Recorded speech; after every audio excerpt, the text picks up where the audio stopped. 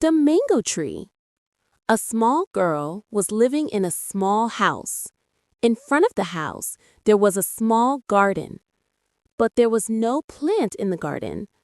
This made the small girl sad. One day, her mother gave her a mango.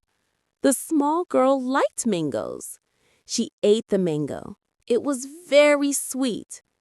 But she did not eat the seed because it was too hard. The small girl took a stone and cracked the seed. Then she put the seed into the ground in the small garden. Every day the small girl put some water on this place. The seed began to grow soon. After 1 year, the seed had become a small plant. The girl was very happy. There was a plant in the garden, but it did not have mangoes. The small girl knew that the plant needed more time. But also after 2 years, the plant did not have mangoes. The small girl was sad, but her mother said, "Wait 3 more years, then you'll have mangoes."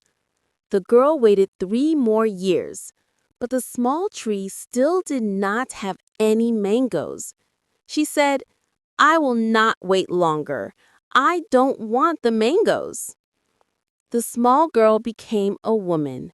She married a man and got children, and the mango tree became a very big mango tree. After many, many years, the small girl became a very old woman.